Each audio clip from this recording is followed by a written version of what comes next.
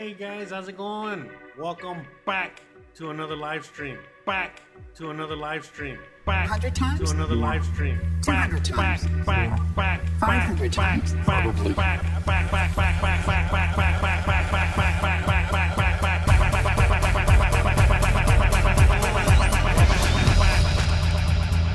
Who is Jose Arteaga? Jose Arteaga is a YouTube content creator with several channels focusing on different themes. I can't do it. We'll do it live. We'll do it live! Thing sucks! His main channels include travel vlogs and lifestyle content. On his travel channel, Jose Arteaga Travels. You ain't got the answers, man. You ain't got the answers. Additionally, he runs a cooking channel and engages in other personal projects that highlight his diverse interests and expertise. Projects and expertise. Projects and expertise. Projects, project, projects, project, projects, project, projects, project, projects, project, projects, project, projects, project, projects, expertise, project, project, project, project.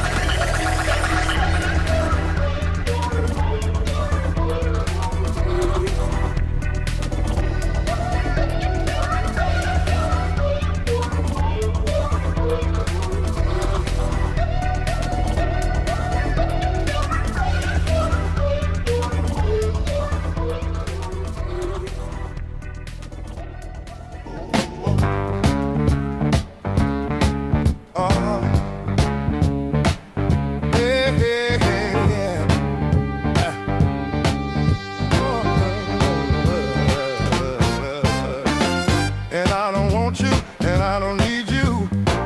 Don't bother to resist, or I'll beat you. It's not your fault that you're always wrong. The weak ones are there to justify the strong. The beautiful people, the beautiful people. It's all relative to the size of your steeple. You can't see the forest for the trees, and you can't smell your own crap on your knees. There's no time to discriminate. Love every single person that's in your way. Hey, you! What do you see? Something beautiful or something free? Hey, you! Are you trying to be mean? If you live with hate, man, it's hard to be clean.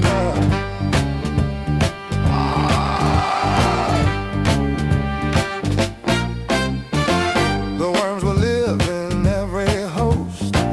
It's hard to pick which one they hate the most. The horrible people, it's all anatomic as the size of your steeple. Capitalism has made it this way. Old-fashioned fascism will take it away.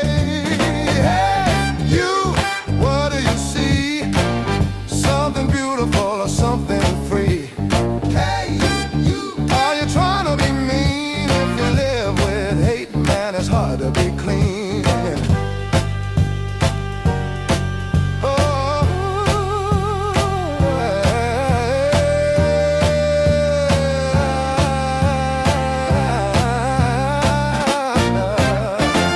The beautiful people, the beautiful people, the beautiful people, the beautiful people,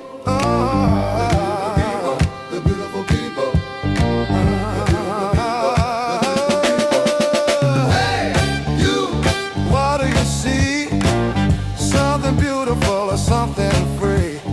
Hey, you, are you trying to be mean? If you live with hate, man, it's hard to be clean. Hey, you, what do you see? Something beautiful or something free? Hey, you, are you trying to be mean? If you live with hate, man, it's hard to be clean. The beautiful people, the beautiful people, the beautiful people, the beautiful people.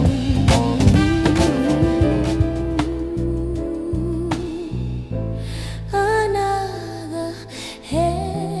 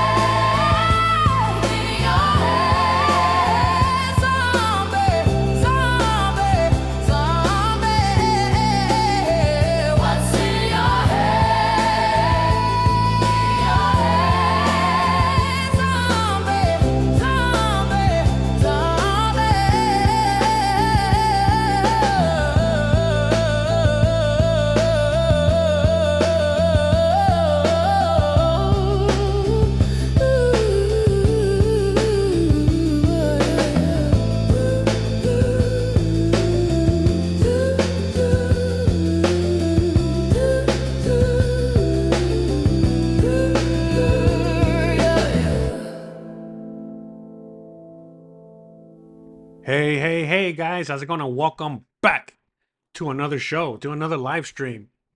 My apologies. I don't know if we had a few hiccups there with the intro. Hopefully, everything came out okay. I was trying something a little new today. I found some AI music covers of some songs that I think a lot of us don't remember, just in case, something you guys were listening to sounded a little familiar. And I just decided to add that instead, today, just because of the conversation we're about to have today. So, shout out to everyone out there. Welcome to the show. Shout out to Jesse, Isai, Peter, David. Shout out to everyone out there, and welcome to the show.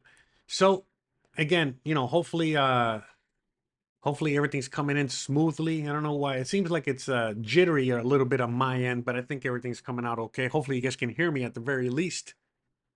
Let's get the show started. So, man, sorry. I guess I'm coming getting a little sick, getting a little under the weather there. Got to be careful, and I got to watch my health. But anyways, welcome back, guys, to another show. So today's show is talking about the system. Yeah, that's right. That system that we all live under. That system that many of us think is broken. And I'm here to inform you guys that it's not broken at all. In fact, the system is working perfectly. It's working exactly as intended. We are literally, going down the path that, well, they've envisioned a long time ago. Who is they? I don't know. I don't know who's in power. Everyone always says, it's a lizard people, the Jews, or any other group, insert group here, insert person here, the oligarchs, the bankers, the whatever it is, right? But the reality is that there are people, there are groups, there are entities out there that do have control over our lives, whether we like to admit it or not. I think at this point, most people are fully aware of the situation that we're living under. But I guess it really depends on how long, you've known about a lot of this stuff. The longer you've known about how the world actually works and how actually everything ticks and how everything moves, the longer you've known that, the more you've realized that the system is not broken. The system has never been broken. The system is working perfectly. The system has been put into place a long time ago. In fact, not years ago, not decades ago, but again, centuries ago. A century is 100 years, for anyone out there. So, this is nothing new. For example, right now with the currency situation that we're dealing with, everyone's like, oh, the dollar is losing value. The dollar is, gonna get replaced. Oh, the dollar, whatever, all that conversation on that, we've had it on this channel as well. Again, all this, from the day that they instilled the system that we're under right now, they knew that at one point we would get to where we are right now, and they had a plan for that. Okay, not only did they had a plan, for how it was all going to transpire, but they also have plans going forward. Even though most of us out here have no idea, what those plans are. We can just sit here and guess. We can try to figure it out. Again, whether it's on a show like this or other shows, or you talking amongst your friends and other people out there, just trying to figure it out. You guys are trying to conspire, all right, with all these theories as to what could be possibly going on. Again, we're just trying to guesstimate as to how it's all going to turn out. And we can do this again if you love history, if you are a history buff, and you actually, not just read a history book, but even read the books, or educate yourself with a lot of information that has been taken away from us, or deemed as undesirable, or deemed as naughty. You can't read that book, you can't read this book, you can't watch this channel, you can't listen to this, even though we have been overly censored, not just recently, but forever.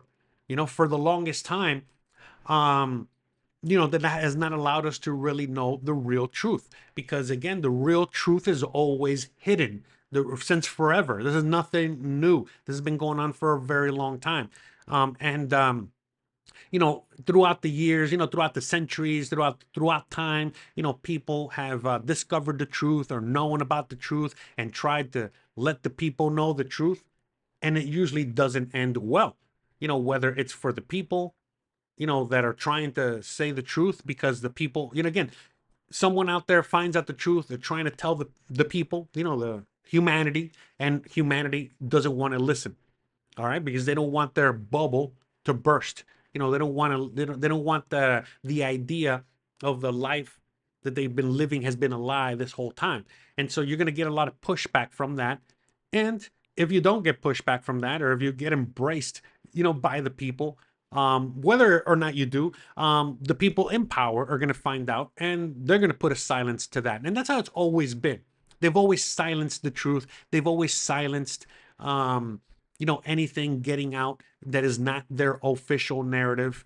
And, now in the world that we're living in this technologically advanced world that we're living in, that we have the YouTubes and the internet, you got Instagram and Twitter, and you got so many outlets out there to tell the truth and to keep the truth out there and to keep the conversation going. Well, we're actually seeing a lot less censorship these days than you've ever seen throughout history. Because throughout history, again, it was only one or two guys, that maybe knew the truth and maybe had the balls, to go on ahead and let the populace know as to what's really going on. And obviously, with how they've been dealt with throughout history, well, most people, they just shut up, or they just, again, go with the status quo, or shut up, or pay the price. But again, in today's world, it is so much harder, to cover up the truth, whatever that truth is. There's so many truths out there that we are constantly uncovering, discovering, and now you can't hide it. Now it's like playing whack-a-mole. You might have, one or two individuals pop up, with information on how to get free energy. Well, now you can't eliminate that person because that information is already out there. And even though you eliminate that person, well, that information is out there and people are going to reproduce that free energy. Or, the information that is out there, whether it's the Epstein list, or whether it's, knowing exactly, who rules over everybody. Right now, in this past year, I think most people already kind of knew in the back of their mind, but they never really wanted to admit it. The whole idea with, Israel and, what's going on with all that. But after, Trump became president and basically bowing down his allegiance to Israel and all that stuff, well, we've already seen what that has cost, meaning that most people already know exactly what's going on. Kanye was right, as they like to say, and it is kind of crazy, to see it all play out, because we're at the point right now in history. Again, this is a cycle. It's always the same kind of cycle. It always plays out a little different, but we're at the end of that cycle where the people in power are not hiding it anymore. The reason they don't hide it anymore, the reason they don't hide anything, whether it's the corruption that's going on in government, whether it's, the human trafficking, whatever, whether it's the endless wars, whatever it is, before they used to hide it, before they used to lie about it and all this stuff. But nowadays, they don't hide it. They don't lie about it. They're just flat out in your face with all of it. And the reason for that is because they know that right now, the majority of the population is, basically, they're done for, meaning that they have, what's the word I'm looking for? I'm sorry, I had a brain fart there. The most of the population right now, they're disheartened. Okay. They know that they can't fight back, even if they wanted to fight back. And so this is why right now they're being so brazen with basically everything that's happening, and they're not even hiding it anymore. They're in your face with it because they know that most of you guys are defeated internally, that most people are, would rather stay comfortable okay, than, actually fight for freedom or whatever it is. And so they continue doing whatever they want, and it's just going to continue getting worse because we're already at the end of the cycle. All right. And the point is that, a lot of people, we can sit here and theorize as to what could happen or what's going to happen, but you don't really have to theorize too much. The reality is that most likely what's going to happen is that things are going to continue to get worse. They're going to continue to deteriorate. You are, for example, if you are in the USA trying to get out of the USA, there's going to come a point in time where you're not going to be able to leave the USA, whether they keep you in the country because they don't want you to leave, or you're just not going to be able to leave because you're not going to have the resources to leave. All right. You're not going to have enough money. You're not going to be able to buy your way out. You're not going to be able to do anything about it. And that goes along, that goes with everything else as well. They know for a fact already that for many people out there, they don't have a choice. They just got to continue dealing with the situation getting worse and worse for them. And so part of the plan, okay, again, part of the plan is for the whole thing, the whole system to crumble, to get destroyed, to fall down, to get you on your knees. That's all part of the plan. That's how they continue staying in power. Because once everything gets, destroyed, taken down and all that stuff, well, then guess what? They're going to be right there to rebuild it. That's all part of the plan. Now, obviously, what they're trying to do, is that they want everyone in this new technological world or what have you. They want everyone to be in their digital prison. Okay. They want you, to be, again, encapsulated within, the digital grid. All right. That's what they're trying to do. But will they be successful? We don't know, but they're trying to keep it all together. In fact, it's kind of crazy because the part of the cycle, okay, part of what they're trying to do going forward is that they're not trying to, usually when these cycles break, when the cycle ends, cycle 1, cycle 2. Okay, so once this cycle ends, there's like a period of unstable instability, and then they move on to the next system. Okay, and so this is no different. We're not there yet. We're still ending cycle number 1. We're still ending this cycle that we're in right now. And once that cycle completely comes to an end, you're going to know immediately, because we're going to be at World War III, or we're going to be in some massive, insane thing, Project Bluebeam, the aliens are coming, whatever. All right. And then once we're in that period of instability, all right, and everyone is, again, going crazy because of the world events that are happening, then they're going to bring in the news system, as they always do. All right. Now, again, the one difference that we have right now that we know of, all right, is that we have computers, technology, and all that stuff. And that, in a way, is helping them, okay, the ones in control, be in even more control. But as we've discussed and talked about, not just on this channel, but even on my other channel, again, I live in Mexico and I talk about these things as well out here. The reality is that, sure, they might envision this utopia that they might want for all of us to live under, but whether or not they're going to be successful, that's another story. All right. They got to get everybody on board. And will they get everybody on board? Probably not. They usually never do. But one of the ways they get many people on board, or the good majority of the planet on board, is through these world wars, okay? Or through these, mega, red flag events, or whatever it is, all right? And the reality is that, a lot of people just think that, oh, anytime that we've had any kind of world war has only been World War I, World War II, and that's it. And now we're going to have World War III. And a lot of people, for whatever reason, they just don't look past that. They don't go past in the 1800s, 1700s, 1600s, 1500s. And that's why I say right now that as far as we know, we are the most technologically advanced civilization out there. We're the most advanced humans have been, again, that we know of in our lifetime. But we've actually been uncovering, okay, more and more each and every day. if you follow things, like archaeologists and you follow the people that are uncovering our past and our histories out there, we're starting to figure out, we're starting to find out that, hey, wait a minute,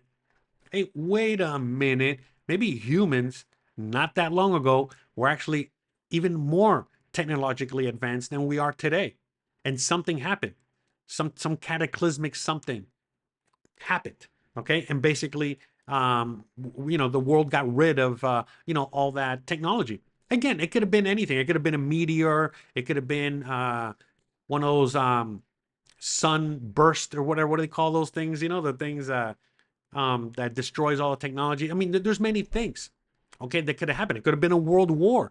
Who knows? Nobody knows. But there are empires out there, okay, that many people don't even know existed. Okay, there are humongous empires out there, like the Tartarians, whatever. I don't know if I'm saying it right. Maybe someone in the chat can help me out. And others. Okay, there's so throughout history. I mean, look, let me just put it to you guys in perspective. Okay, the English landed in the USA in the 1600s. The Pilgrims, Plymouth Rock, all that stuff was happening in the early 1600s. In the early 1500s, so 100 years prior to that, Spain was already conquering Mexico and conquering the Americas. Okay, Spain was the empire. Spain had taken over much of the Americas. Okay, they were very technologically advanced when we got here. All right. By the time that, like I said, the Pilgrims landed on Plymouth Rock, the Spanish have already been out here for over 100 years doing all kinds of things. In fact, the oldest Chinatown in the Americas, okay, the American continents, is in Mexico City. Yeah, that's right. Basically, as soon as the Spanish took over Mexico City, that area there that is Mexico City right now, they started bringing in all kinds of people from all over the world, whether they were slaves or, workers or professionals or whatever. And obviously the Chinese, they're always, making those journeys. So yeah, the Chinese were some of the first people, to live out here. And like I said, the oldest Chinatown in all of the Americas is in Mexico City, just to give you perspective. Okay. I mean, for crying out loud, when the Spanish were fighting the Aztecs and stuff like that, they even had samurais coming from Japan coming out here. Okay, and this is way before America even had 13 colonies, let alone become a country. Okay, so just to give you guys perspective, okay, this is the 1500s, for crying out loud. Okay, so, and what happened before that? What happened throughout the years, before America became America? You got to remember, the United States of America, right, was founded, right, was funded, funded. Anyways, another story for another day. But anyways, they were, well, we can leave it for, we can do it today too. But anyways, but they were funded, founded, 1776. 1776. That's like a good 150 years after the Spanish, I've already been conquered, much of the Americas, for crying out loud. All right. And, 1776. Think about it. When was the Civil War? What, 1840s, 1850s? That was like, what, less than 75 years after we became a country? Again, look at history right now. We are in 2025. 100 years ago was 1925. We already went through World War I, and we were, again, if this was 1925, you're probably watching on TV, Hitler doing his thing, getting ready for World War II. All right. But just to give you guys, more perspective on world events, because for a lot of us, we just went to school in our home countries, USA, Canada, whatever, and then we got taught in our schools what they wanted us to learn.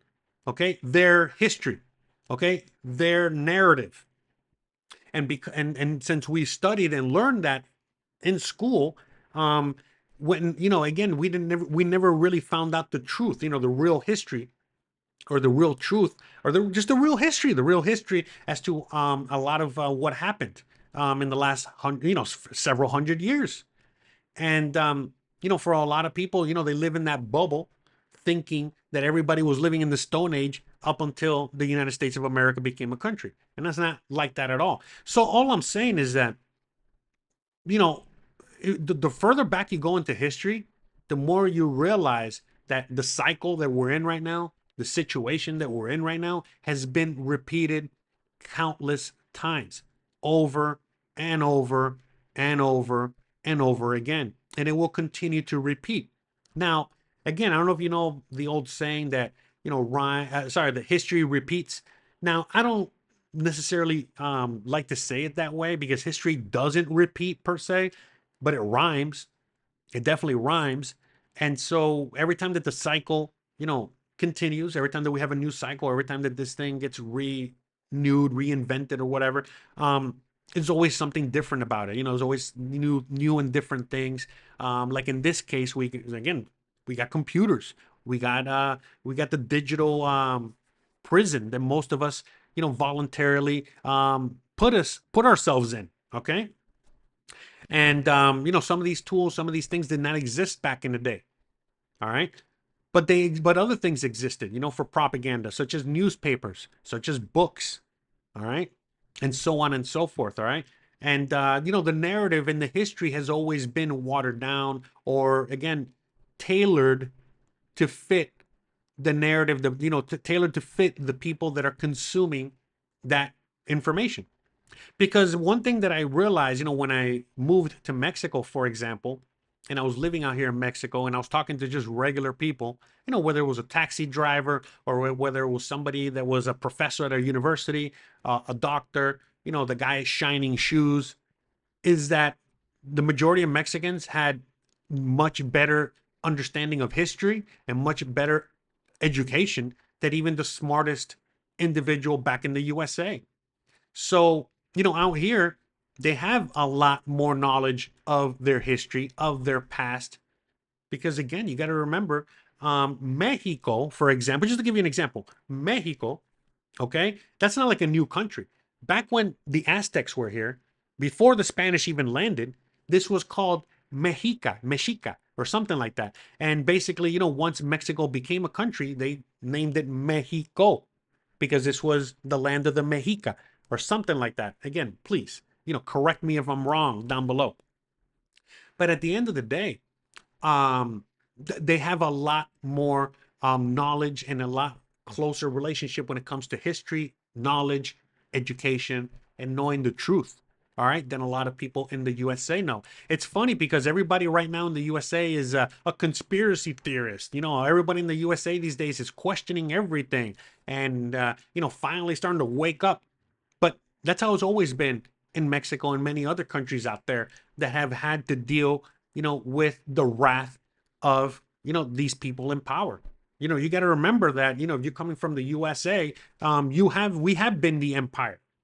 Okay. And, we have been told one thing and the reality is another thing. And a lot of us are figuring it out and discovering it now for the first time. While other countries and other places around the world, they've been knowing this. Okay. They've been knowing this for a long time because they've been dealing, okay, with the empire. Okay. The evil empire, or whatever you want to call it, that has been, basically spreading democracy all around the world. All right. And, for many people that know the history, that know history books, that know a little bit more of, how the world has been, basically how the world turns, what is it? Billy Idol? Billy Idol is like we didn't start the fire. The world has been burning since the world has been turning. I know, horrible singing. Okay. But, bruh. With that said, again, this has been going on since the beginning of time, back during Roman times, all the way up until now. A lot of people, basically say, there's a lot of history behind it, that the Roman Empire never fell. The Roman Empire has always just been reinvented over and over again. And it's just been, basically they just change locations. The Roman Empire right now would be the American Empire. All right. And so that's, that's kind of like where we're at with that, where, a lot of people, have a misunderstanding. Again, let's just go back to, during World War II, and Hitler and stuff like that. A lot of people also don't understand. A lot of people, the USA won. Okay. The good guys, quote unquote won, right? At least that's what we've been told all the way up until, well, fairly recently, when people are now starting to read Mein Kampf, people are dealing with Israel, people are starting to inform themselves a little bit better, and they're starting to realize, hey, wait a minute, are we the baddies? Wait, hold on, hold on, let me see if I got the thing here, hold on. Do I have it? Yes, okay, I got it here, check this out. Are we the... All right. So this is where people are right now. Come on. I need a producer, man. Are we the baddies? Are we the baddies? I don't know if you guys know where that's from. But anyways, but that's where we are now. People are starting to figure out, like, hey, wait a minute. Are we the bad guys? Have we been the bad guys all along? What's going on here? Because again, I mean, let's just, again, look at very recent history, when it comes to what happened after World War II. Well, what happened after World War II? Again, just do a little research and do it on your own. Type it into Google. Type in Operation Paperclip. I'll do it. I'll do it for you guys. Let's do it real quick, Let's see what we get. Okay, Operation Paperclip. Okay, right there. Boom. It's just one of the many things that happened, after World War II. And it's right there, Operation Paperclip. Again, you can do, it's on Wikipedia, for crying out loud. Wikipedia that is run by the CIA. All right. So, like I said, they don't even hide it anymore. It's already right there in your face. But anyways, to give you a synopsis as to what happened. All right. When World War II was over and Nazi Germany was destroyed, well, guess what? I mean, that didn't mean that all the bad guys just died. Remember Hitler, we don't know if he died or not. But that's not the point. All his, all the people that worked for him, all the scientists, the generals, all of these people. What happened to them? Did they just disappear? Well, some of them did. They went to Argentina. That's another story for another day. But no, actually what happened is that the USA and Russia, okay, and other countries, but, USA and Russia, all right, because that's what started the Cold War after, all right. But anyways, but they basically, they had an NFL draft. You guys know what the draft is, when we're talking about sports, when the NFL draft starts, basically each team gets to pick kids, from college to join their own professional team. So that's what they did. Okay. They basically lined up, all the scientists, all the generals, all the people that survived. All right. All the bad guys. And basically, Russia and the USA took turns, okay, and picking these people and bringing them to their home countries, bringing them to the USA, bringing them to Russia, so that they can continue doing whatever the hell they were doing over there in Germany, but for their countries, okay? So I'll give you an example. NASA, okay, was founded, okay, by, I think Admiral Byrd or something like that, or Admiral, I forgot what the guy's name is. Whatever. I don't want to get into details. Maybe someone in the chat can help me out. But anyways, but basically, one of the main guys, for Hitler was the guy that came over to the USA and he started NASA and ran NASA. All right. Among other programs. I mean, we can go down the line. There's so many, operation, things like what the CIA did, with MK Ultra and so many other programs out there. So long story short, a lot of people assume that Nazi Germany lost, but did they?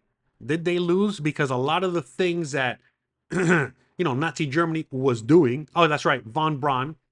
Von Braun is the guy behind NASA. But anyways, a lot of these, experiments or things that they were doing back in Germany, well, they just started doing them in the USA. And they started doing it to the American public. And the same thing in Russia. A lot of things, with the propaganda and then so many other things, okay, in both countries. Okay. And so, like I said, look at where we are now in the year 2025.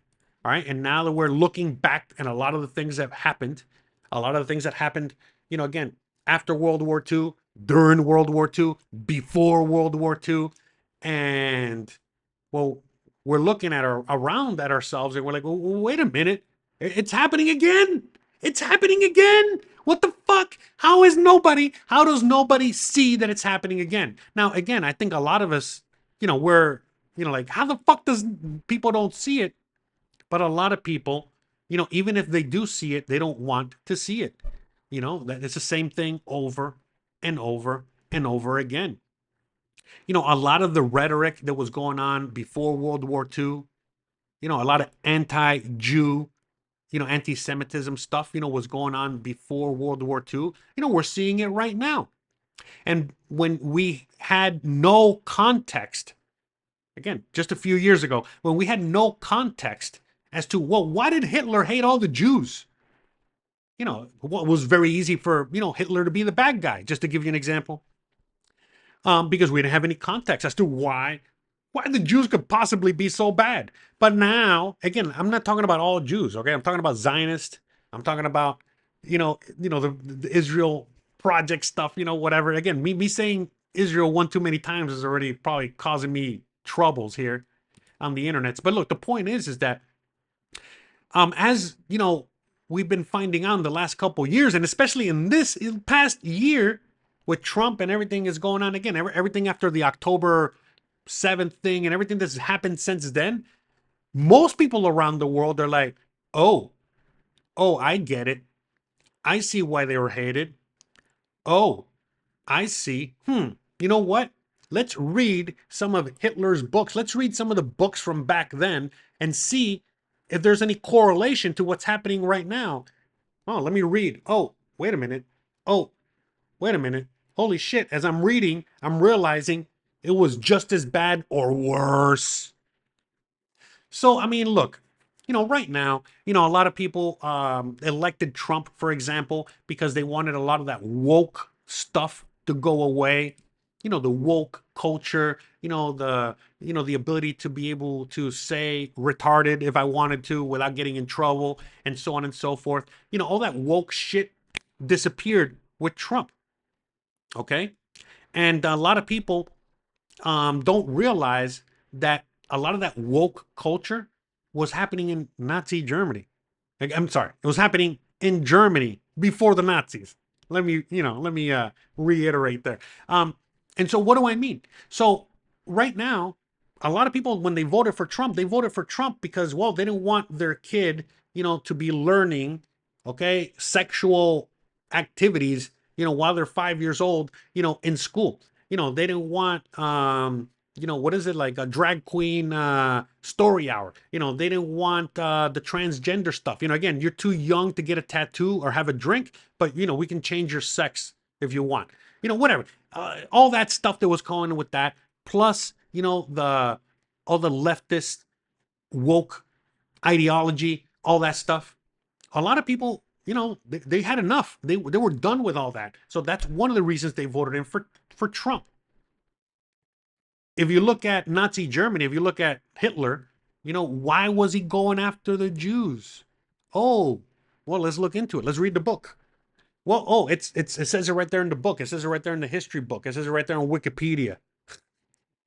It's right there. Anyways, what was going on? Well, before Hitler took power, Germany, they had a lot of problems, the economy and all this other stuff. But part of the problem that they were having was the fact that, back then, their society was falling apart.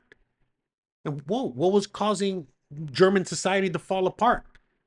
Besides the economy. What else was, by the way, why was the economy falling apart? Well, because Germany technically won World War I, but, they fucked with Germany and they made Germany the loser of World War I. And so all countries basically got together and said, okay, Germany's the loser. So since Germany's a loser, they got to pay the bill. They got to foot the bill for World War I. And so, yeah, obviously think about it. Even right now, I mean? Like if think about it, they just say, okay, Germany or Scandinavia or whatever, pick a country, now they got to pay for all the world wars or, the world war that we just had. Obviously it's going to basically destroy the economy and destroy the country with inflation and so many other things. So that was step one, how they started destroying Germany. But another way that they were destroying Germany is, well, the Jews. There was a lot of Jewish people in Germany during that time, and they were in power in politics and in other, aspects of society, and they were pushing a lot of the same exact leftist woke agenda that we have been experiencing very recently, or still experiencing right now in the USA and Canada. And you're like, well, wait a minute, what are you talking about, Jose? I'm like, well, what do you think I'm talking about? Meaning, they were trying to teach the kids things that they shouldn't be taught.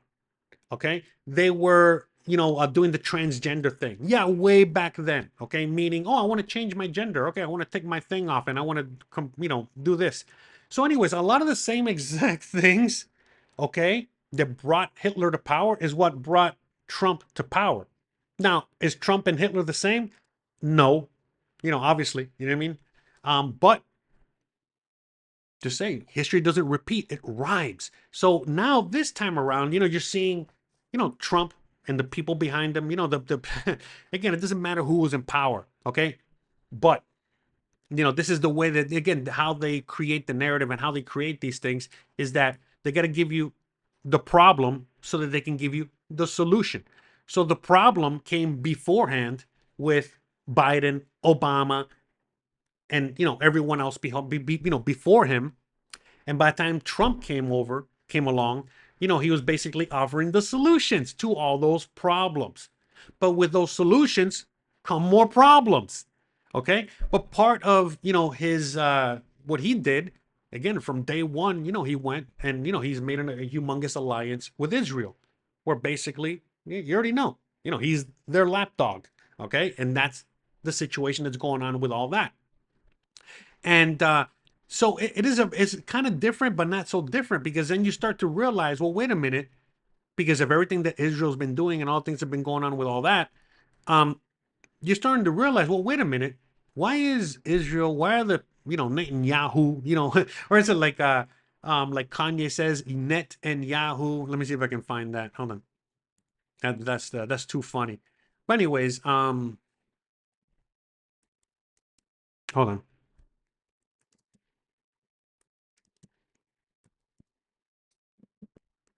Here. Perfect answer. I've got the perfect answer for the ADL. They are going to have to listen up. What we did is we brought Netanyahu with us. I mean, I'm in the twilight zone right now. Netanyahu, what do you have to say? What do you have to say to Alex Jones right now, Nick Fuentes and Ye? It was bad. It was bad for Trump to meet with Nick and Ye. Okay. I had no idea your voice is going to sound like that, Netanyahu. I'm sorry, bro. I'm sorry. I can't help myself. It's just too much, man.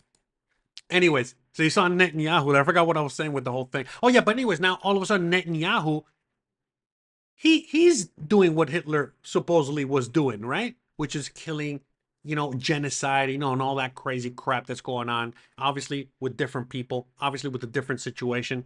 But I mean, like I said, history doesn't repeat exactly as it was before, but it definitely rhymes. And so now we're starting to see all these things going on, and we're starting to, again, continuously asking questions. Meaning, well, wait a minute. I thought the Jews were the good guys.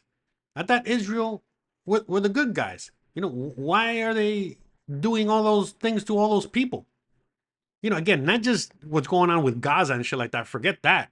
I mean, that alone is enough. Okay, to be like, hey, wait a minute, bro. Didn't you guys hate Hitler because he was doing the same to you, and now you're doing it to some other people? So that's not what we're talking about per se. But again, just the fact that he is literally bombing, Netanyahu,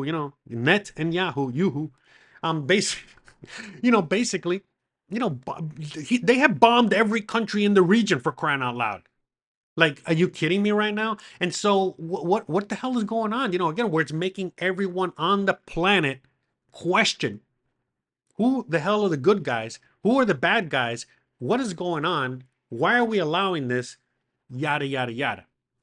The same thing that was happening, way back when during World War II. Again, a lot of people don't realize this, but before World War II really took off, a lot of Americans, a lot of the USA populace, okay, they were very left leaning, okay, and they were also very they were supportive of Hitler. In fact, when the USA, they decided that they had to get involved with World War II, because hey, how are they going to leave all that money and all that opportunity on the table?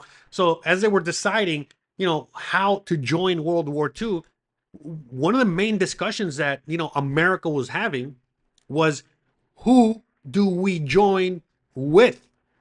Do we join our European brothers and sisters out there, aka England, France, and so on and so forth? Or, do we back, do we go on the side of, well, where many of Americans wanted to be, which was on Hitler's side? I know it sounds crazy, but that was it. The country was split very similar to how it's split right now. Okay. And many of the populace of America wanted to go, defend Hitler and help Hitler in Germany. And half of the population, wanted to defeat Germany and defeat Hitler. Okay. Just FYI.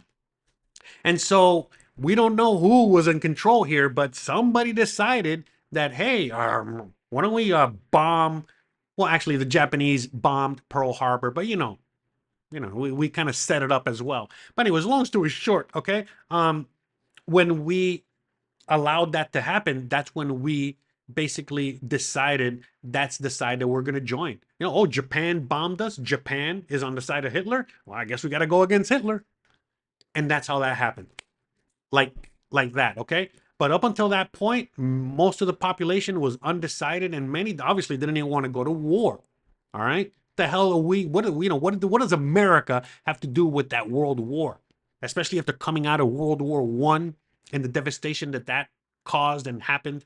So, a lot of people don't know that history. A lot of people don't know the real truth as to what was going on. Again, remember, around that time, that's when McCarthyism eventually started to happen. They started to go after, anybody that would sympathize with Germany and Hitler. All right. If you looked Asian, they put you in a camp. I mean, I could go on and on. All right. Very similar to what's going on right now. Okay. Just different. Now who are they putting behind a camp these days? Well, basically, if you got brown skin and speak Spanish. Because if you got brown skin, but you are, hello, how you doing? How can I help you? You have an Indian accent. They're just going to ship you off to Facebook or ship you off to, NVIDIA or Intel. Go work over there. You know what I mean? But if you are, hola, senor, would you like a, ICE is right there to pick your ass up and deport your ass. All right? But I mean, it's just, the truth. I mean, just to give you guys, a little perspective, again, as to how similar things are, but they're different. And so back then, obviously the monetary system was also, crashing.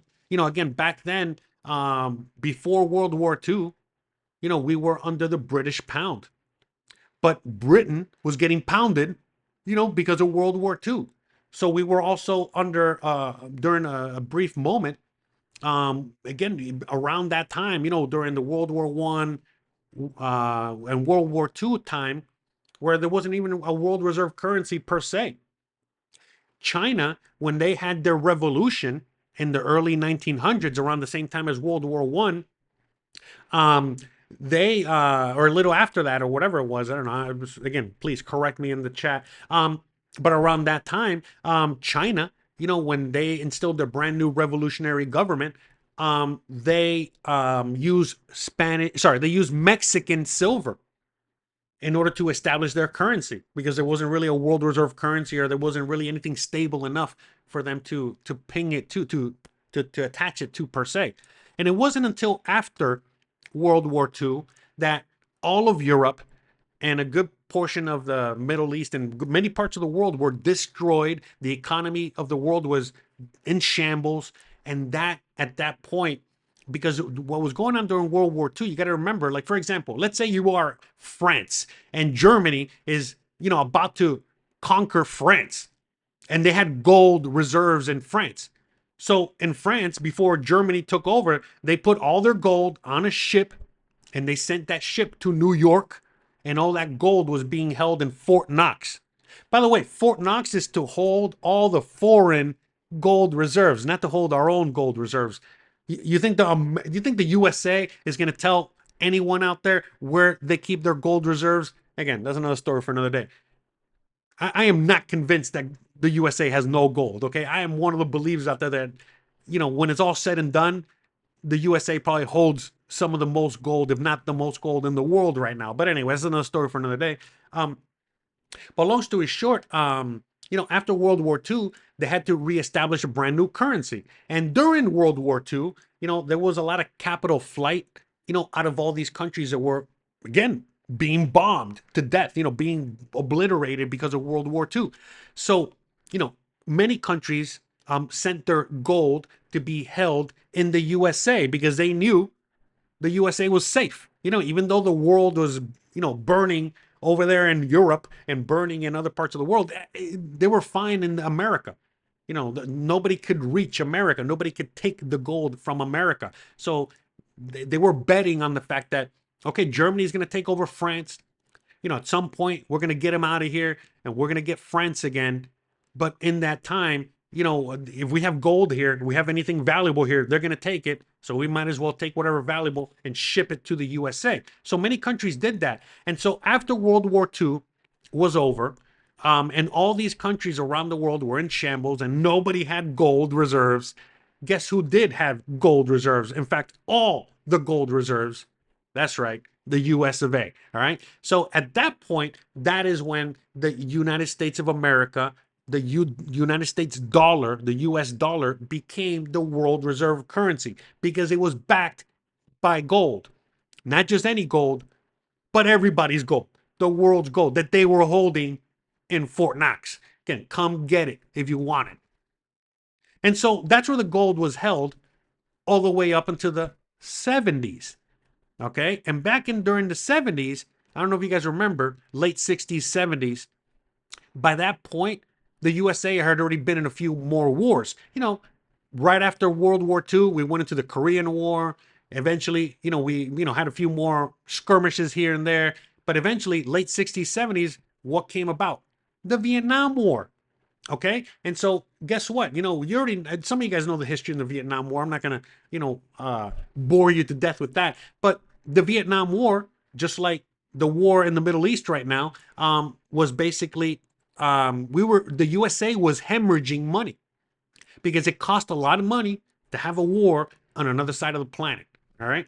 So the United States was hemorrhaging money. They were just, going through money like it was no tomorrow. Like it was just, going out of style. And so other countries around the world that were already, rebuilt or in the process of getting back on their feet, because again, World War II ended in, 30 years prior. The president of France, I forgot his de Gaulle, I forgot his name, something de Gaulle. The president of France said, hey, I don't like what the US is doing.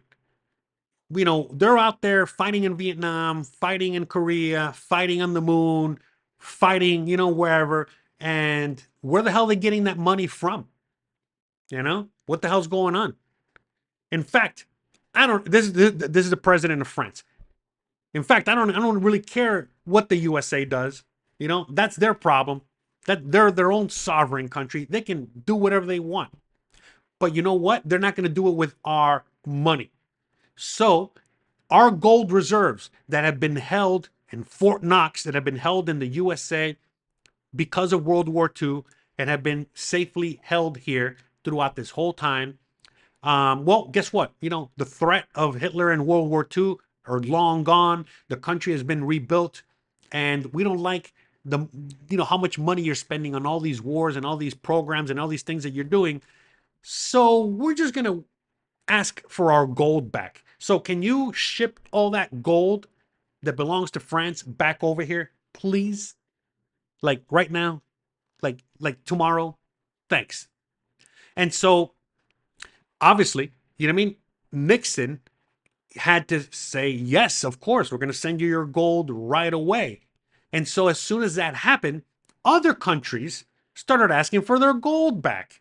And so a bunch of countries, they started getting their gold back. But as all the countries that had their gold in the USA starting to getting their gold back, well, guess what? All the gold that was in the USA is gone. It started to diminish.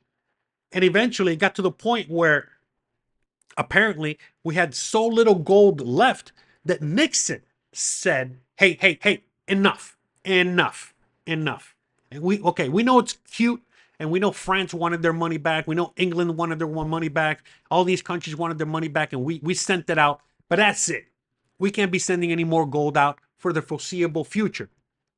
Because, we have, the inclination that there's speculators out there, there's bad hombres out there that are trying to fuck with us and trying to destroy the USA, and we're trying to stop that. So that's why we can't ship out any more gold, which again was a bunch of bullshit. You know what I mean? That gold did not belong to the USA, belonged to the countries in which, they belonged to originally, and they were just asking for it back. That's all that was going on.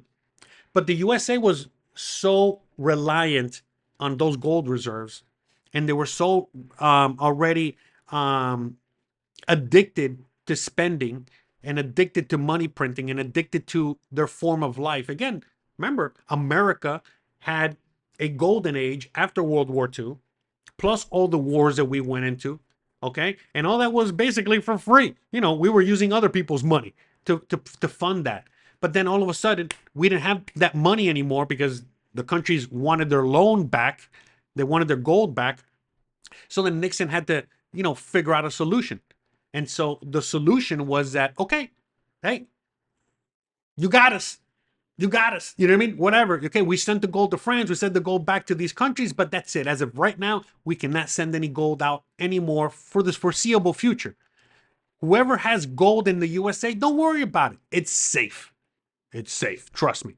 But we can't ship any more out because, again, the speculators and this and that. And, we're just trying to protect all of us. Trying to protect you, trying to protect me, all of us. All right. So we're not going to ship any more gold out. And in fact, I'm going to take it even further. Okay. I'm going to now decouple the US dollar from the gold reserves. Okay. So now, even though up until 1970, whatever the hell it was, up until that point, the dollar was still backed by gold. Again, when the system was first established, one $20 bill equaled a silver coin. Okay, and it was 1 for 1. But by the time that we got to the 70s, the dollar was not backed by a full gold coin or whatever. It was backed by a fraction of gold. Again, as time went on, we kept devaluing our own dollar, okay? And instead of being, again, a full ounce of gold, it was a fraction of gold, a fraction, until eventually, by the time we got to the 70s, the dollar was only valued by 25% gold or something like that. I don't know what it was, okay? But as soon as the U.S. ran out of gold because it had to give all the gold back, well, and now what? The U.S. had to figure something out. So then that's when Nixon said, okay, from now on, the US dollar is not going to be backed by gold anymore. In fact, it is now going to be backed by the good faith of the American people. How beautiful. What a nice thought. Obviously, as soon as he said that, the whole world was happy and they had a celebration and they were all, I'm being sarcastic. No, but anyways, yeah, but at that point, when the U.S. basically said, okay, now our dollar is going to be converted into fiat currency. And what is fiat? Fiat means fake. So they had their dollar that was backed by gold overnight, backed by debt, backed by the good faith of the America. Again, what does that mean? Oh, it means that, hey, if at some point, just like France asked for their gold back or their money back, don't worry about it. If you ask for your money back, we're going to give it to you. Just not now. Just not now. And not for the foreseeable future. We'll let you know. Don't worry about it. Don't call us. We'll call you when we're ready to give you back your gold. or money or whatever. Okay. And then, by the way, you know what I mean? Then they disconnect their phone and, you know, they block and report you. Okay. So that's what the US did. Okay. That's basically what the US did. And so then from that moment on, we've been on a fiat currency system.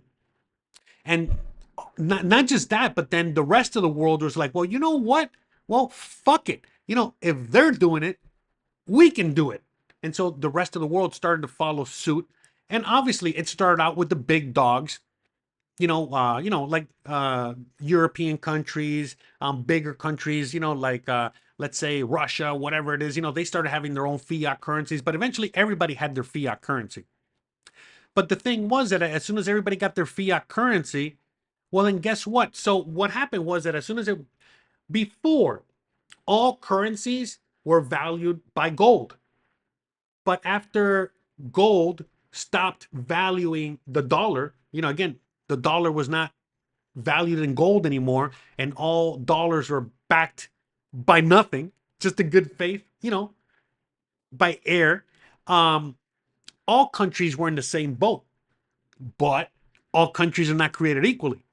So what happened was that, like, from that moment on, all other currencies around the world were now backed by the US dollar. Oh, how great and wonderful is that? Oh, lucky USA, right? Well, the reason the USA was able to do that was because the USA always had the biggest military.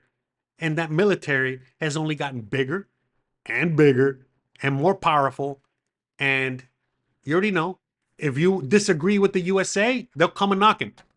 Hey, how's it going, guys? We heard that you had a disagreement with the USA. We're here to spread some freedom so that we can be on the same page and agree on everything. Again, go USA. And so that's basically kind of, where we've been at. All right. Bruh. And, but that system is also falling. That now, again, that system, again, this is not the first time this happens in history. Okay, we can go back. It's happened multiple times. Fiat currency is nothing new. Paying for endless wars is nothing new, and so on and so forth. All right, debasing of the currency is none of this is new. Been going on since Roman times. All right, but back then, they had to do it the old-fashioned way. Everything was silver coins or gold coins, and when you would return those coins to the bank or to the mint, what they would do instead of recasting pure silver, pure gold coins, the governments back then, they would add a little nickel, they would add a little lead, they would add a little bit of this, they would add a little bit of that, they would add a little and before you knew it, you don't have a pure silver coin anymore. Now you got a coin with all these metals. Maybe there's some silver in there. And so then that's how they would do it back in the day. And, obviously it was a lot easier, for the people, to figure out, what coins were actually real or not. Again, that's why you see in the old cartoons, people would bite coins, Bugs Bunny, things like that. That's how they knew, whether it was real or not. Anyways, so with that being said, what was I saying? What was I? Yeah. So what happened was that, like, as time went on, when the printing press was invented, again, in the 1500s, right? 1400s, 1500s, I forgot. Anyways, around Martin Luther, anyways, that's a whole other story. But anyways, the printing press not only allowed Martin Luther, to, spread the word of God, around the world in different languages, but it also allowed governments to now print paper money. That's right, print paper money. So again, the whole printing of paper money is nothing new. And by the time that Nixon said, "Hey, we're going to just straight paper money backed by nothing," they already had a playbook on how to do that and how that system would work, because they've been doing it for hundreds of years. All right, in one shape, form, or another. And so eventually, like I said, the whole world got onto the jumped onto the fiat system, and every country has fiat. Again, paper money, fake money, worth nothing, backed by nothing, backed by the US dollar. Sorry, my apologies. That's what I meant. Backed by the US dollar. But the US dollar is backed by nothing. But what that allowed is that now all of a sudden, the United States of America had the economic power, okay, to now basically create now they had the economic power to basically lift a country out of poverty or destroy a economy and put them all in poverty overnight. And how would they do that? Very easily. They would reevaluate the currency. So for example, let's say that they had a problem with Turkey. They'll be like, great, no problems. Now, as of tomorrow, since you got a problem with the USA, your currency, your Turkish lira, well, guess what? We don't think it's valuable anymore. So now, instead of getting 20 lira to the dollar, you're going to get 200 lira to the dollar or 2,000 lira for the dollar. And long story short, they would create economic war on any country that would go against them. And they would basically dictate, they still do today, they dictate, okay, the strength of every country's currency because every currency is valued in dollars and backed by dollars. Makes sense? So then they have the total control. But as the dollar has been losing power, losing strength, as the dollar has been losing strength, okay, because of the devaluation, okay, as it's continuously been losing strength, because of all the money printing that's been going on. Another thing that the USA has been doing for a decade now is that, for example, they'll have a problem with Russia and they'll tell Russia, you know what, Russia, we don't like you, so we're going to put sanctions on you and you cannot use the dollar anymore. Okay. So Russia is like, yeah, whatever. We don't need to use the dollar. We got our own currency. We got gold. We got silver. We got oil. We got other crap. We don't need to deal with the dollar. In fact, you're doing us a favor by taking the dollar away. And so the USA has done that with many countries. And so it's forced many countries to not use the dollar anymore. Henceforth, I'm making the dollar even weaker because, well, the dollar's not being used or the dollar's not allowed to be used or the dollar's not even valuable or even allowed to be pegged to my own local currency. Well, then why am I even worried about it or using it or anything? It has nothing to do with me. And that's what you've been seeing, in the last like several years, where many countries are decoupling, whether on purpose, meaning, they want to decouple. Hey, I want to get away from the dollar, and they just do it on their own. And they have the ability to do on their own because the USA is spread so thin, fighting all these wars and doing all these other things. They can't enforce, whether a shithole country or not uses their currency or not. But on top of that, like I said, they've been going to war, economic war with a bunch of countries out there, like for example, with Russia. But Russia can withstand the hit. So it hasn't been affecting Russia negatively. It's been affecting Russia positively. But for example, look at Venezuela or Cuba. Why has their, economies in their countries fallen into despair? Well, because, they cannot get away from the coupling of the dollar. Okay.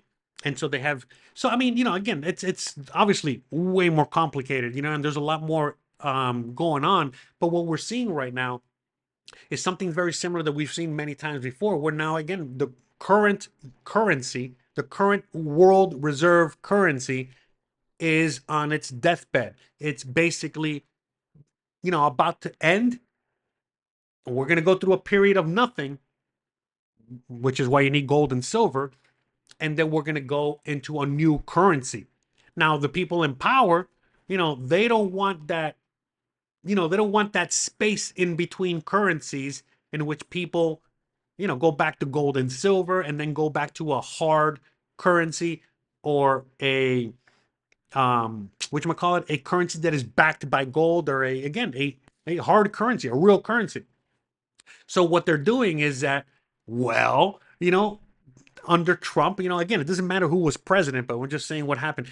Trump signed the Genius Act. And so what is a Genius Act? Again, very similar to what Nixon did. Okay. So remember, what did Nixon do? Nixon started the whole thing of like, okay, we're not going to back our currency with gold anymore. All the other countries stopped backing their currency with gold as well. And so all currencies then started to get backed by the dollar that was backed by nothing. Okay, so everything is backed by nothing. So now that we have this US dollar that is backed by nothing, and we have all these other world currencies also backed by nothing, but on top of that, the US is like, what, 40 trillion in debt to who? That's another question for another day. But how are they going to get out of that? Oh, very easily. I mean, they have two ways to get out of it. Okay, one is that they can go back to a gold standard, reevaluate gold. Obviously, gold would have to be at a crazy price, hundreds of thousands of dollars. But once they reevaluate gold, okay, and they account for all the dollars and all the debt out there, well, they can eliminate the debt like that, like gone tomorrow. That's one way. Okay, but then that would mean we go back to hard and sound money. That's not to the advantage of the people in power. Remember, the people in power want the digital grid, the digital prison, the digital currency, the digital everything, right? So hard money, gold, silver, that's not going to work. So how can we transition from one system to the other? Oh, very easily. We just discovered this brand new thing called Bitcoin. Some guy named Satoshi Nakamoto working for the CIA or whatever. Anyways, whatever.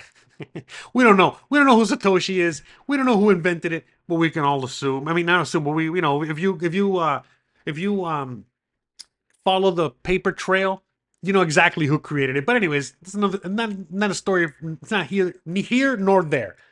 The point is that we got Bitcoin. We got cryptocurrency now. Okay? And that's the future, guys. Come on, we all know that's the future. It's Bitcoin. It's crypto. Come on, Trump has his own coin. That's the future. Come on, guys, get on board. Yada, yada, yada. It's all the, digitalization of the world, and we're trying to get in the future and whatever, right? So the idea is with the Genius Act, it's in the Genius Act. That's what this is about. Is that now instead of the dollar, instead of getting the dollar that we have today and creating a brand new dollar backed by gold or silver or backed by something physical, what we're doing is that we're going to create a brand new dollar.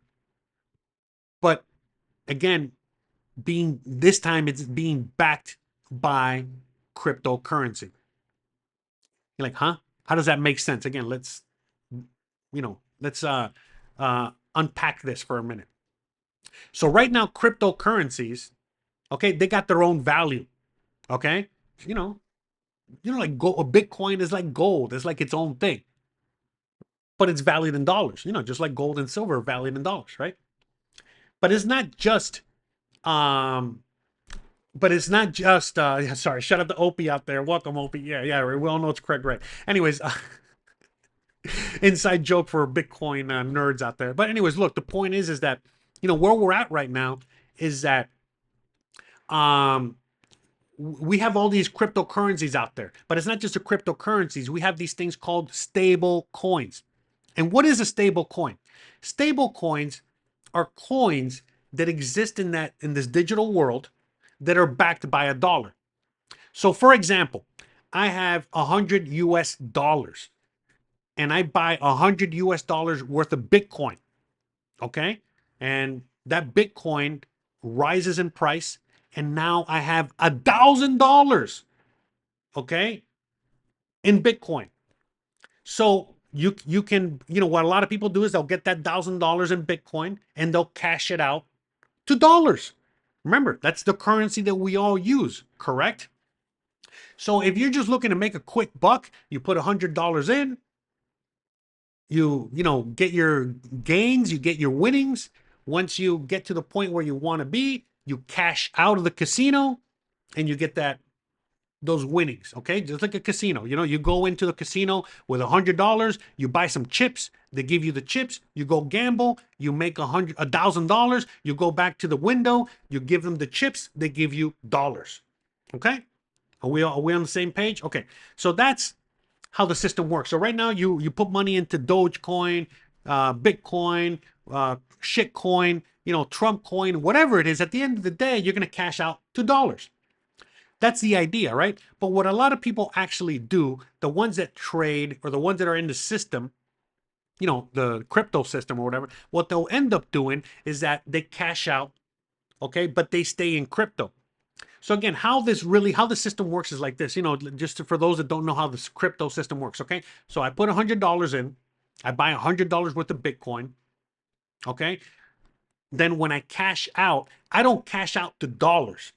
I cash out to Tether, or I cash out to DAI, or I cash out to any one of these coins that are deemed stable coins. And again, what is a stable coin? It is a coin that is backed by the US dollar. So for example, 1 Tether is equal to $1. 5 Tether, $5. Make sense?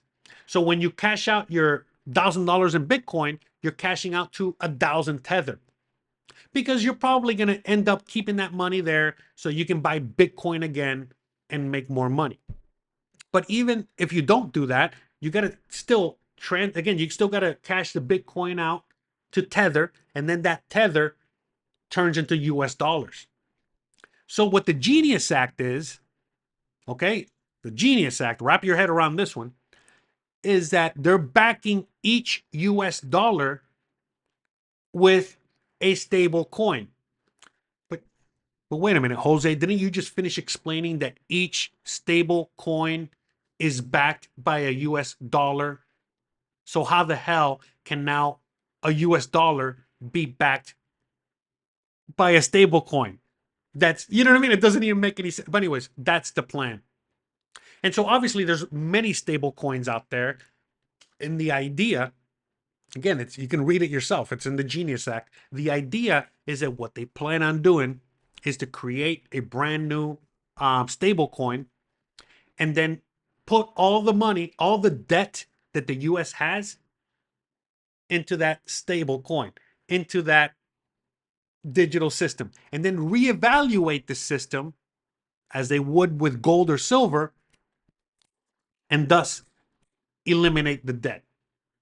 Like it just doesn't exist. It's just gone. It's just in the ether, not in the ETH, and just literally in outer space, just gone. That's the plan. Now, will it work? I'm extremely skeptical, because a good majority of the world is already calling bullshit on the USA. Russia is number one. Russia's like, hey, what the fuck are you guys doing over there? The fuck do you mean that you're going to now, reevaluate the dollar, with another currency that doesn't even fucking exist? And, it's just out of thin air. And then you're just going to get rid of the debt like that. What the fuck are you talking about? So anyways, long story short, other countries are now getting on board and calling bullshit on this. So again, we're going to have to see whether this transition happens or not. But they're doing it. We're in the middle of it.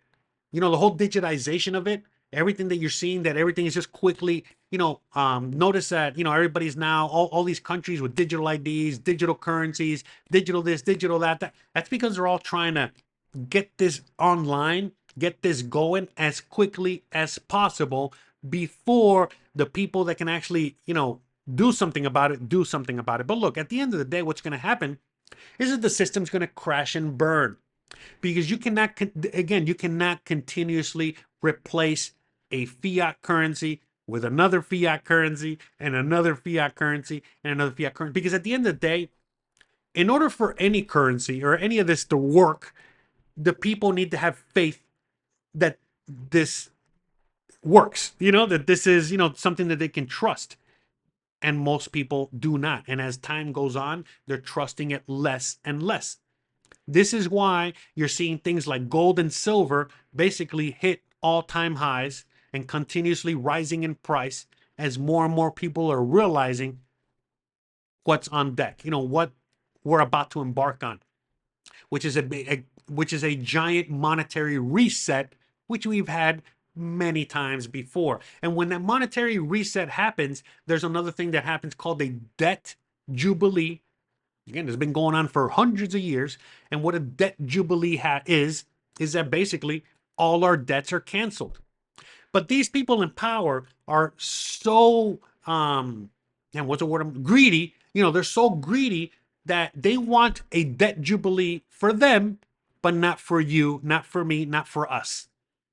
How funny. How great is that? So they want a new currency with no debt that they control, that they, put the value on, that, they can control every other currency on, that they can control the world on. And all their debts are eliminated, but all your debts, they're going to roll over and you're going to be owing that debt to the end of time. Your children's are going to be paying that debt. That's what they want. And that's how they're going to enslave the world. That's part of it, but that's how the system, how they envision it to work. Will it work? Will it, pan out? Will it, materialize? Probably not. Probably not, because if you travel the world and you've been to any other country out there and you see how other countries work and how their systems are set up, again, just out here in Mexico, I talk about it all the time. It's basically all cash only. Most of the system, again, whether you're working for Amazon, working for the bank, or you're a dentist, you're, a street sweeper, whatever it is you do, it's all cash for the most part. Almost nobody's on the digital grid. And there's many countries like that out there. Again, not every country is where you're at right now, where everything's already almost digital by you voluntarily, volunteering for it. Out here, again, the reason that they've never bought into the whole digital system is because they never trusted the old system to begin with, because of everything that I have already told you.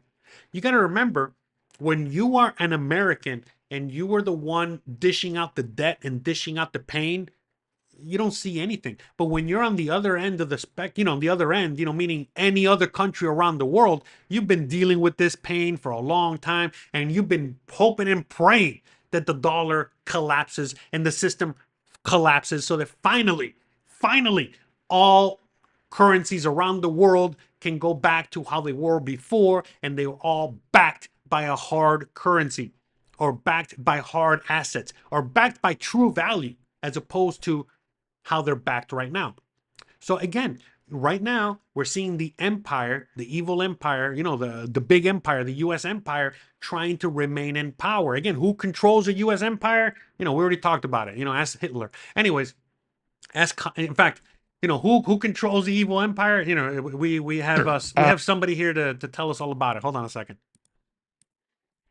I've got the perfect answer for the ADL.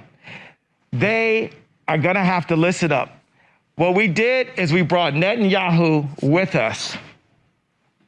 I mean, I'm in the twilight zone right now. Netanyahu, what do you have to say? What do you have to say to Alex Jones right now, Nick Fuentes and Ye? It was bad. It was bad for Trump to meet with Nick and Ye. Okay. I had no idea your voice is going to sound like that, Netanyahu. Anyways, all right. I'm sorry, I can't help myself. I mean, but look, long story short, the system is collapsing. They're trying to keep it afloat. They're trying to remain in power. Not only are they trying to remain in power, but they're trying to gain even more control, while they can barely control what they have in their hand at the moment. So again, if you read any history book, you go back far enough in history, that this is not going to end well for them. And through the process, it's probably not going to be good for us either. But at the very least, we will be in a position to be able to break free from the system that we are in right now, the system that they designed, the system that is not broken, but working as intended. So there is a way out. But the way out, a lot of it has to do with our own educations, setting ourselves up, and being in the right place at the right time, and then that's it. Just letting them basically, hang themselves, with a short rope.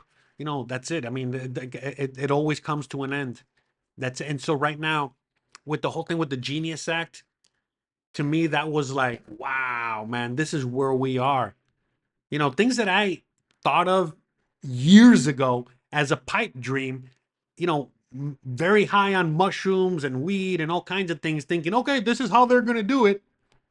Because I couldn't think of any other way how these people were going to continue this thing.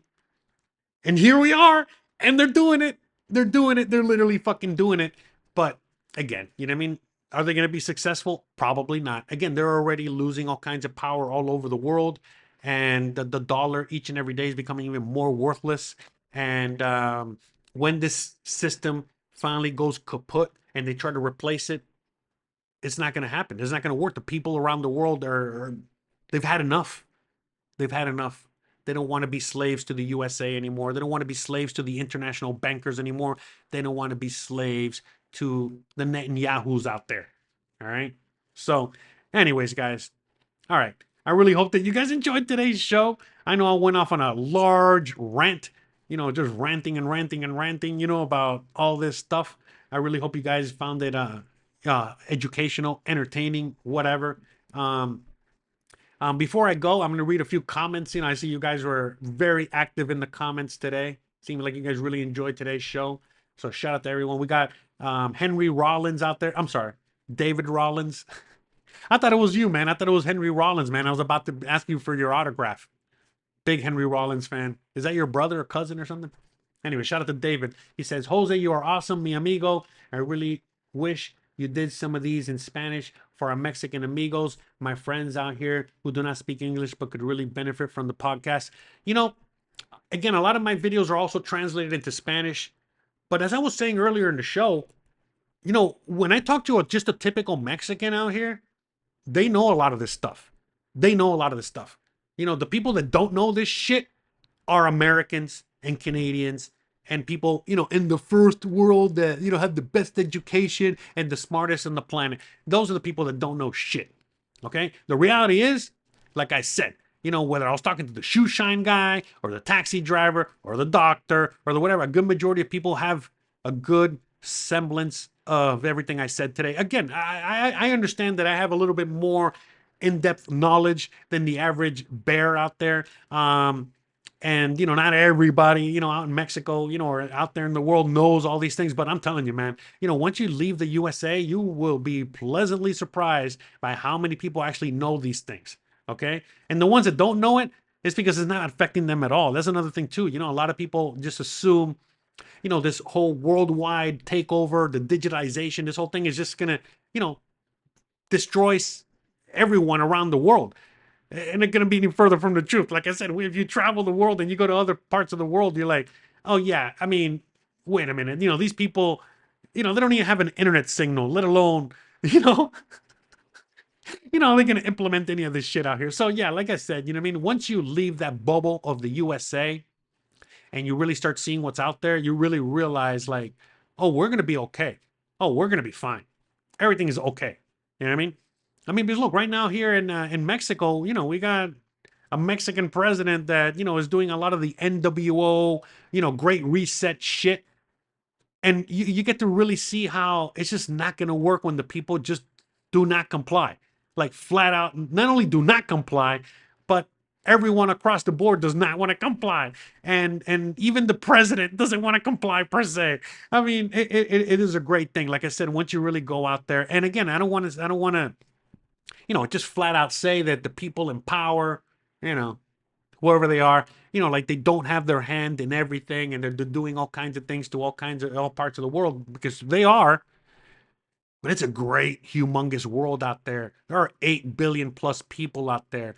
And that is why they're betting on, you know, some sort of cataclysmic thing, some sort of apocalyptic thing to happen, because it is very difficult to control 8 billion people, especially when, you know, 6 billion of them probably, you know, don't even know any of this stuff is going on and it doesn't even affect them.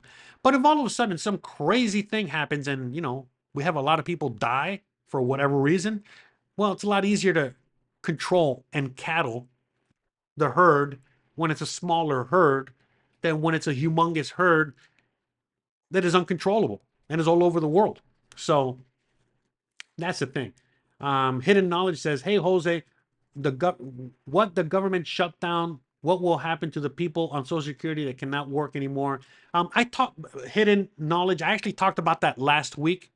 So once we're done here, check out the live stream I did on this channel last week, and I actually go in depth and I talk about that more.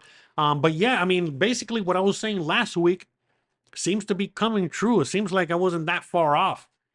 Jeez, man. You know, this is, I'm not going to lie, man. I hate being right. I wish I was wrong all the time. I mean, if I was wrong all the time, we would be in a much better place on earth.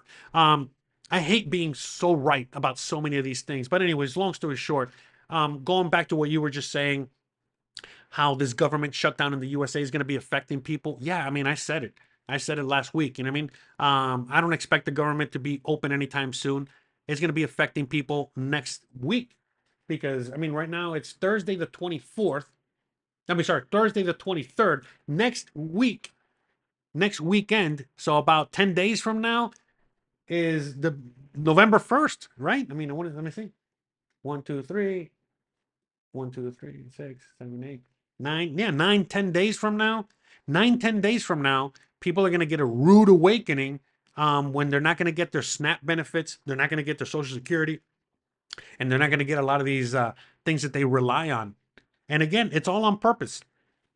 Why is it on purpose? Well, they want to make you suffer so that way when they bring you the solution, you know, you're thanking, Senor Trump, and you're thanking the government, on your hands and knees, on your, basically kissing the ring, kissing the feet of these people in power because they gave you back your benefits. They gave you back your food stamps. They gave you back your money. They gave you back all this government reliance that so many people have.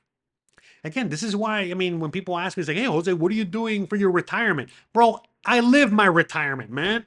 Right now, people cannot even afford retirement.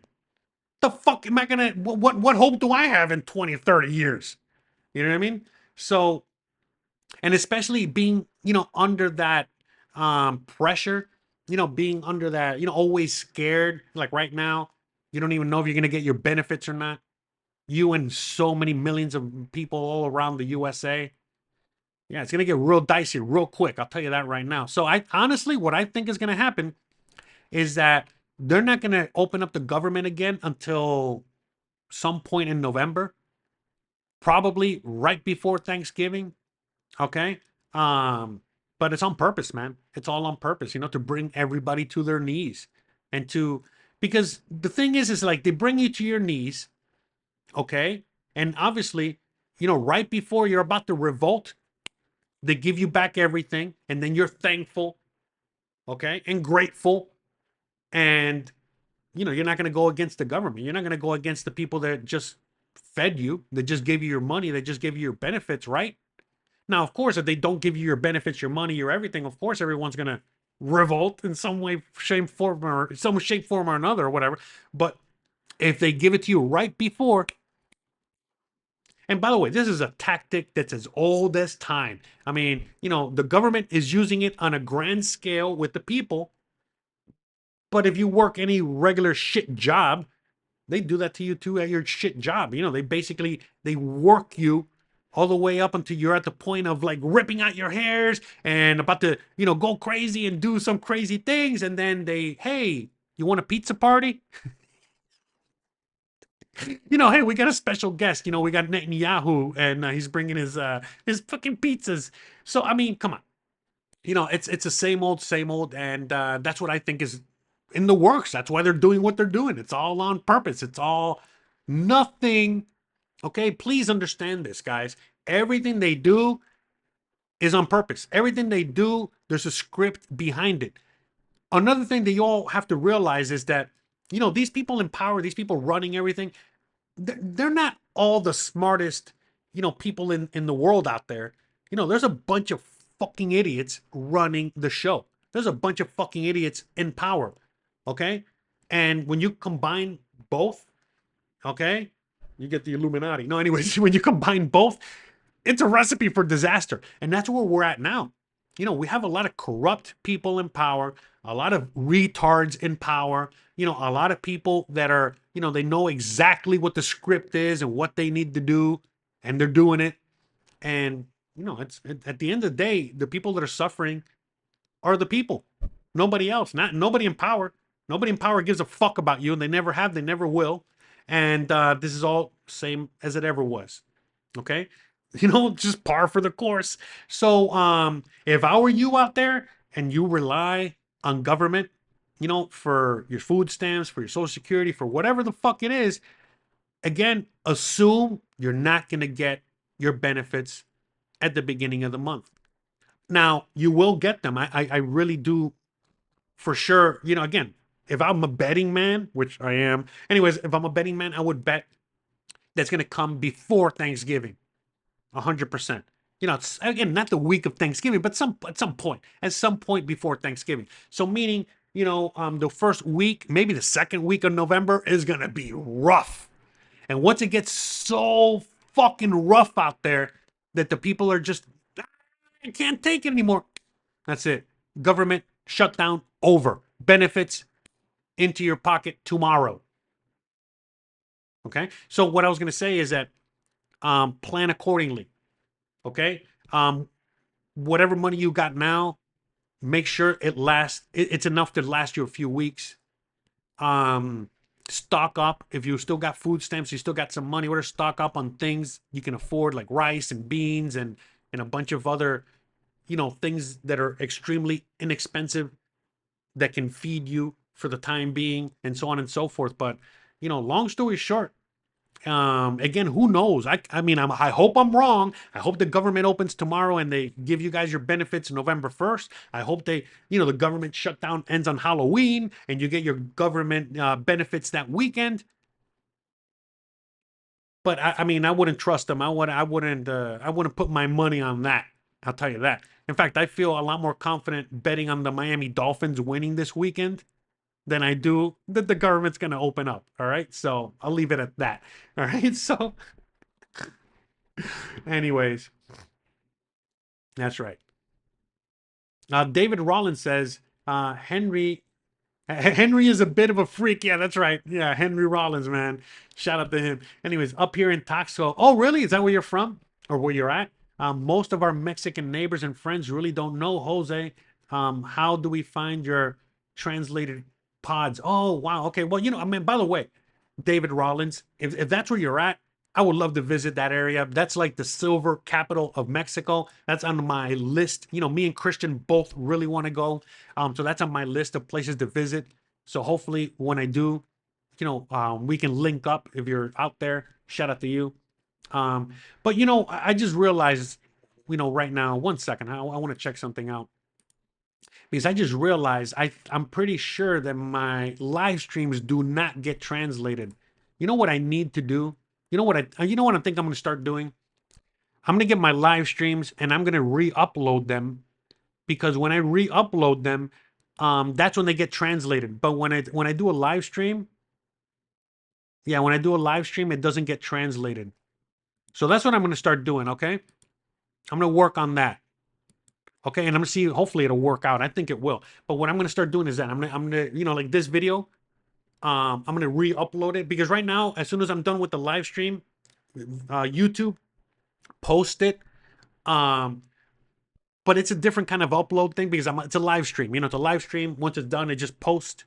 But when I upload a video, like I do on the other channel, YouTube reads it differently. And so when I upload videos, those get translated.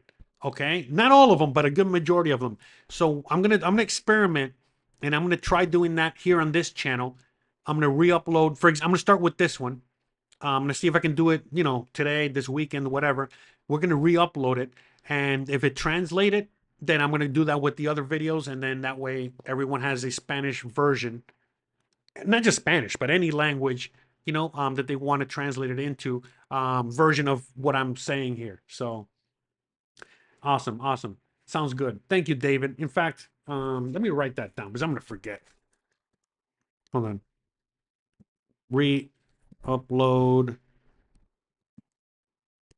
Sorry, I'm under the gun here. I hate when it's silent on my end here.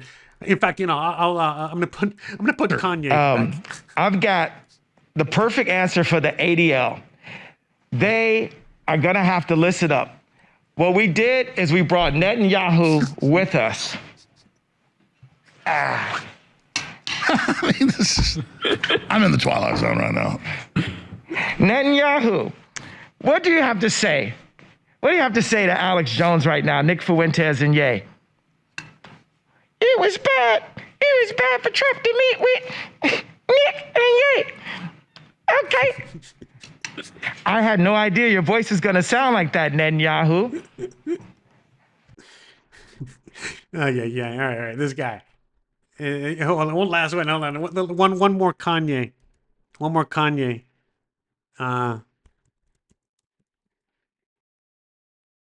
This is my last one. The thing about the red hat that drove me to a point of exhaustion, which was misdiagnosed by I'm not going to say what race, what people, doctor, and what hospital, and what media it went to. We know I can't say that. It was a Jewish doctor. Yeah, man, I've always been a Kanye fan. I'm still a Kanye fan. I know he's fucking nuts, but it's hilarious, man, because you know this last couple years when he went really off the rails, really nuts, it was still difficult, you know, to kind of like still be in his camp. But here we are today, you know, and it seems like he was right again. In fact, Kanye is more right more often than Alex Jones. I'll leave it there. Alex Jones is, you know, in my opinion, at this point, controlled opposition. But whatever. It is what it is. Star Tower says, no! Right? Did I say it right? No! Please, no! Auto translate is horrendous. And YouTube is so stupid, it will force me to watch it in AI Spanish. Well, look, first of all, if you get a video that's in AI Spanish or AI Swahili or whatever, you can literally, here, I'll show you how to do it. Okay, I'm going to show you exactly how to do it. Okay, I'm going to get my fat face out of the way for a quick second. Okay, so you see right there where it says settings, you see on the video? You see on the video where it says settings, you click on settings, okay? And you're going to have a thing here, and one of those options is going to be language, okay? In fact, let me do one of my videos real quick. Hold on, so that way it'll be easier. One second. Okay, so I'm going to show you exactly how it works, okay? Hey, guys. Okay, so you see right there in the settings, okay, you click on settings, and you see right there, see audio track. You click on audio track, and then you just pick it. So if all of a sudden you get a video in Spanish or whatever language, you just click on audio track, and you just go back to whatever language you want. English original, we're leaving it there, okay? You can also do that with subtitles, okay? All right? So, you know, where it says options right here, you see? Oh, wait, no, where's that? Auto translate, English auto generate, I don't know, whatever. Some of them have it, some of them don't, where they have different languages.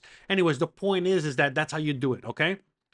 Now, the reason I'm doing this, okay, the reason I'm doing this is because a lot of people want to hear me in Spanish. So I understand that some people don't. That's why I do it in English. But again, you know, I can't cater to everybody. So what I'm, you know, when I do the things in Spanish is because I want, you know, other people that want to listen to me in Spanish to be able to listen to me. And sometimes when I do Spanish videos, it is what it is. I know it's a bit rough, but you got to understand that this is free and this is a tool that I can use to reach more people and that you guys can also use, you know, to help reach more people as well and educate more people or entertain more people or whatever it is. And it's free. You know, again, if I had the money, if I had the resources, I would literally, you know, pay for a service to do it correctly and do it better. But that costs money. And nobody out there is giving me any money, you know, to make it better. So if Star Tower, you hate it that much and you want a better translation, please feel free to reach out to me and I'll let you know how to send a donation so you can pay for it so you can get the, you know, what you want. But if not, then what you're going to have to do, okay, is that, again, just click on there and just put English and that's it. Okay. So just please understand that, you know, not just on this channel, but on both channels. All right. So just going forward, all right? That's something I'm gonna do. And I was already thinking about doing what you were, what I was talking about, Rollins. But now that you mention it, now I have to do it. So I will do it. Okay. So thank you. I appreciate you bringing that to my attention so that I can write it down because I have like a million notes. You should see my desk. It's just, I got, I think I support Post-its, you know. I'm like one of, Post-it, who owns that? 3M? I'm like one of their best customers. I love Post-its. I got Post-its everywhere. So anyways, regardless. All right. So thank you so much. I appreciate that. All of you guys. David says, Jose, my wife just said you are a member of her Facebook group, Awake in Mexico. She started the group when we escaped Canada. Oh, awesome. I had no idea. Awesome. Wonderful. Yeah, it's funny because I'm a member of a lot of those Facebook groups. I don't even post on Facebook anymore because I've been banned from so many of those groups. It's not even funny. So it's almost not worth it to me to post in many groups anymore these days. But yeah, Facebook they don't like me. The people on Facebook don't like me. Facebook likes me just fine. The people don't. But anyways, all right, guys. I said I got to get out of here. I'm already running on fumes. I'm tired. My voice is tired. I got to go. And I really appreciate you guys. But again, don't go. We got the outro, okay, before we go. But anyways, guys, I really appreciate you guys. Thank you so much for hanging out with me today. I really hope you enjoyed the show. I really hope you enjoyed hanging out with me and Kanye and Lambo and everybody. And we had a great, amazing time. I enjoyed today's show a lot more than I thought I was going to enjoy. I guess I got to go on more of these rants. I'm really glad that you guys enjoyed it and appreciated it. And again, thank you. The special thanks to Mr. Rollins out there. I want to say David Rollins, man, but every time I see Rollins, I just see Henry. But anyways, shout out to Henry out there, and shout out to Rollins out there, and everybody else out there.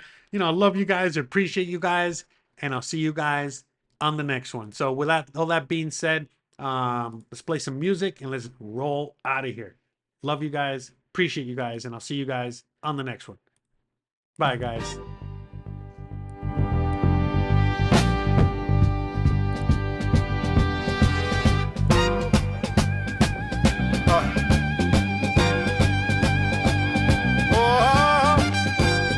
Oh, hey, wrong button. Bye, guys.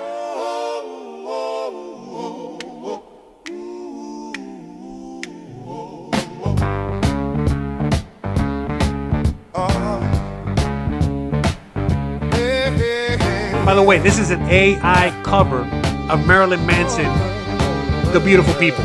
I love this stuff. And I don't want you, and I don't need you. Don't bother to resist, or I'll beat you. It's not your fault that you're always wrong.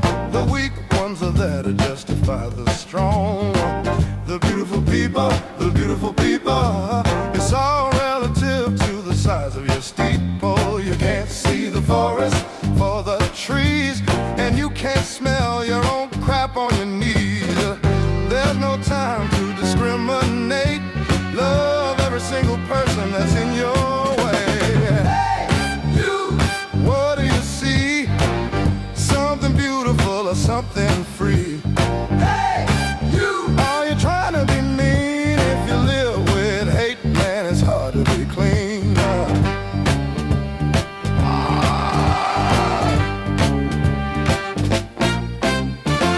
The worms will live in every host. It's hard to pick which one they hate the most.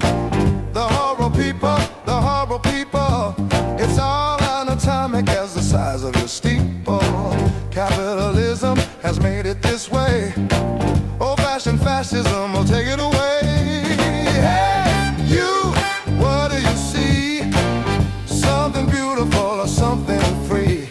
Hey, you, are you trying to be mean? If you live with hate, man, it's hard to be clean.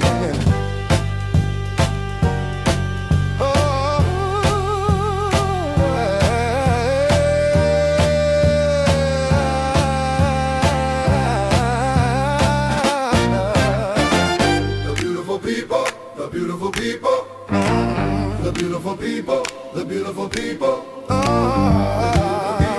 the beautiful people, hey, you, what do you see?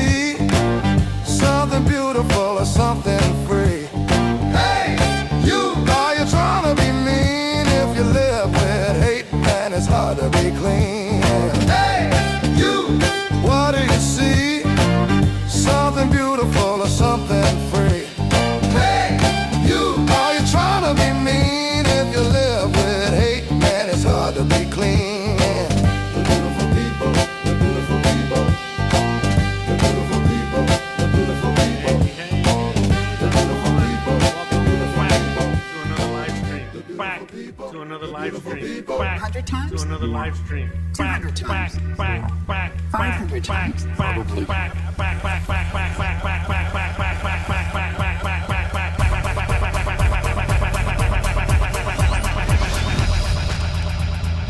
Who is Jose Arteaga? Jose Arteaga is a YouTube content creator with several channels focusing on different themes. I can't do it. We'll do it live. We'll do it live. Thing sucks. His main channels include travel vlogs and lifestyle content. On his travel channel, Jose Arteaga Travels. You ain't got the answers, man. You ain't got the answers. Additionally, he runs a cooking channel and engages in other personal projects that highlight his diverse interests and expertise. Projects and expertise. Projects and expertise. Projects, project, projects, project, projects, project, projects, project, project, project, project, project.